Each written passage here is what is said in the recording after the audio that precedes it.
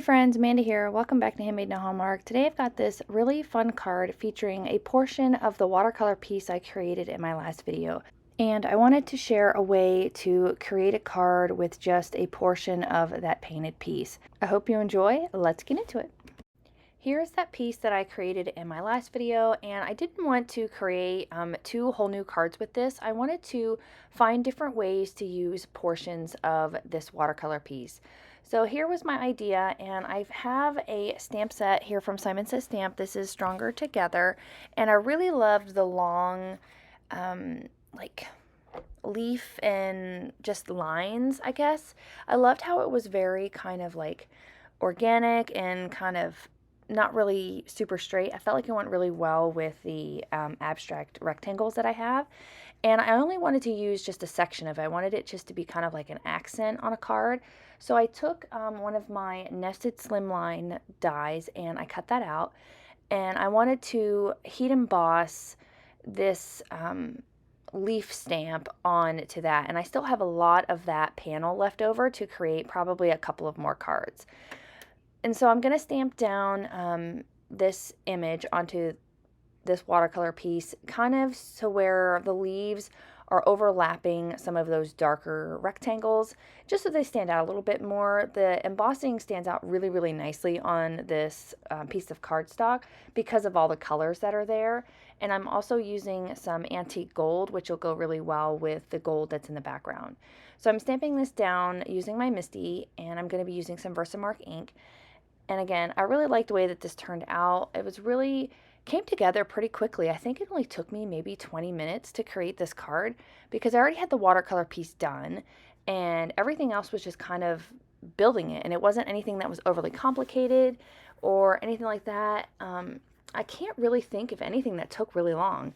If I had done the painting beforehand, or if I hadn't done the painting beforehand, it would have taken me longer. So if this is an idea that you like, you can create a whole bunch of backgrounds and then just use them in different ways to create a couple of different cards. So the first way I used it, I made two full front cards, and the second way is using just portions, which I think is a really fun way to do something.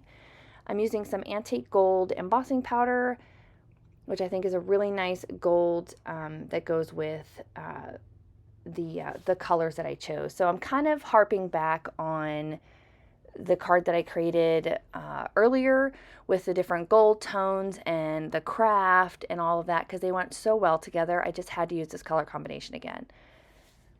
Got my heat gun going, get that embossing powder nicely melted.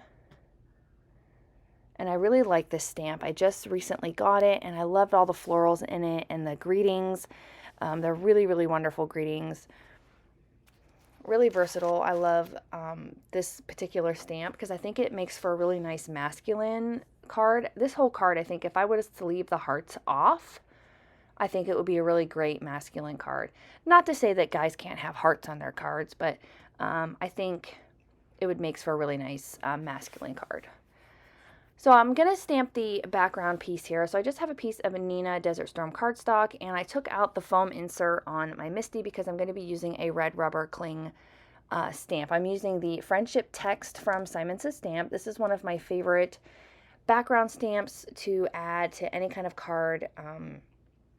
And I just love a text background. I really think it's a nice way to add some interest to, you know, a card. If you're having trouble like coming up with a way to add something to your background to give it some more interest or, you know, dimension or anything like that, I think a really good text is a fun way to do it. And they're really versatile. You can use it with stencils, you can use it with dies, you know, on their own like I'm using.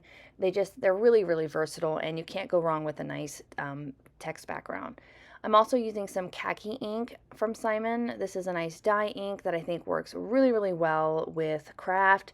It blends in really nicely, and I think it goes just really good with the whole theme of the card. Gonna get my Misty put back together here, and I'm also gonna add a little bit of distressing to the stamped text background because I feel like it would just add a little bit more interest. It kind of goes with the whole theme of this card with the abstract rectangles, the wonky lines on the leaves, just everything's just a little bit organic and kind of free-flowing. I've got some Distress Vintage Photo ink here, and I'm just going around the edges, just adding a little bit of, interest on the edges. You could go in with black soot, which would have been a really good idea, or a darker brown, or you could leave it off if this isn't your thing. Definitely can continue with this card without any of this distressing, and I think it would still look really, really nice. Going to go in and add a little bit of splatter. This is kind of my go-to when it comes to using text backgrounds. I have done this technique several times in the past. I've done it with holiday cards. I've done it with birthday cards, all sorts of cards. It's just a really nice go-to. It works really well with all kinds of cards. And I'm also going to go in with some white gouache. This is from Winsor & Newton. And I'm just going to water it down and add just a little bit of splatter on this as well, just to bring in some more of the white, just so it all kind of, goes together really well. And I'm not overly splattering it, it's just a little bit, just to give it some more interest. I'm going to set that off to the side to dry completely while I work on my secondary greeting. I have got a few circles cut out of some vellum, and I'm stamping down a greeting from the same stamp set and it says, "Hello again, I've missed you." And I felt like this was a really nice sentiment. Because it has been a while since I've been on my YouTube channel, and I felt like this was like a hello to everybody, and I have missed this. And I'm telling you, these cards have been so fun to create. I have loved every minute of it. The ideas have just really started flowing, and I can't get enough of it. I'm super excited and thrilled to be back. Using that same anti-gold embossing powder from Simon, and just kind of brushing away any excess that got stuck there. So I have a nice clean sentiment, and I have my heat gun heating up off to the side, because anytime you're using embossing on vellum, you really want to make sure that your heat gun is ready to go so it can melt that embossing powder as quickly as possible, because vellum has a tendency to burn or scorch if you leave the heat on it too long. And I think it looked so perfect. I loved this so much. I think that greeting is going to be a staple, because it's just a nice hello. You're thinking of somebody. Beautiful sentiment. Love the text. Love everything about it. I'm going to get my card base ready. I've just got a piece of Simon's 110-pound cardstock, and I am scoring it to be a top-folding A2 sized card base, excuse me. This is one of my favorite kind of like card layouts, just because it's just my personal preference. You could easily make this in any style of card, and I think it would look great. I did trim down that text panel a little bit because I wanted to have a nice white border around my card, just to kind of frame it up, kind of like I did on the gold frame I used in my last card. I think of ideas, and then I second guess myself, and then I'm like, you know what, I'm just going to do it, and then I'm glad I did it. So go with your gut. If you feel like you need to do it, just do it, and you're going to love the results in the end. And for some reason, my tape runner wasn't working. I can't figure out what's wrong with it. I know that there's still adhesive in it. Maybe I just need to change it out. So I just went right back to my good old Barely Art adhesive. Gonna glue that down nice and flat. Make sure my text is reading the right way, because I have adhered things down and the text has been upside down, but I have just left it, but I got it right this time. I did contemplate lining it up with just the craft background, but I liked it a lot better where it went all the way to the top and bottom of the card. Edge, again, added some more interest, and I went with my first gut, and it looked a lot. I really liked it this way. It looked really great. Gonna get that adhered down. I'm just gonna press it down here so it's nice and adhered, because that watercolor cardstock is a little bit heavy.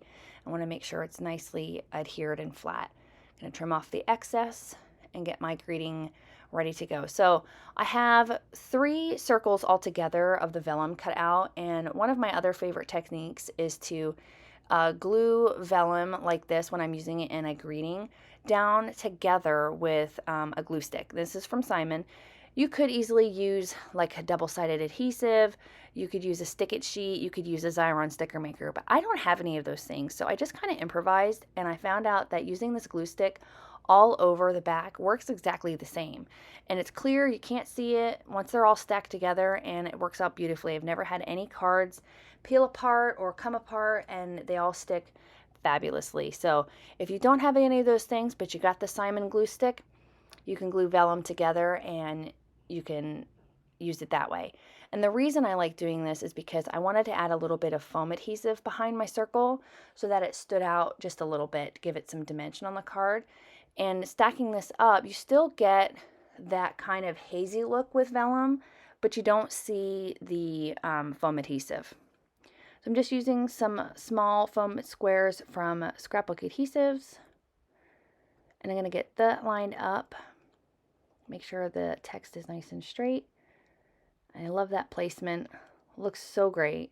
Now I'm going to go in with my favorite part and add in some embellishments. I'm going to go in with some white clay hearts. I believe these are from Pretty Pink Posh. They came in a set with some other pink ones, but there is lots on the market that you can get. I really like these white ones lately. They've gone really well with a lot of the cards that I've created, and they're just my favorite at this time. And again, you could leave them off if you don't like them, or you could use a sequin, or you could use some Nuvo drops, anything like that. Once I get all those adhered, I'm going to go in finally with my Wink of Stella glitter brush pen and add some shine to these leaves. And because it's watercolor paper, it's picking up a little bit of that paint. So I'm just cleaning off the brush in between so I don't transfer any of that paint anywhere else. And that will finish up this video for today. I really hope you enjoyed this card, and thank you for stopping by and supporting my channel. If you like the video, please consider hitting the like button as well as to subscribe so you don't miss out on any more videos here at my YouTube channel. Have a great rest of your day. Bye!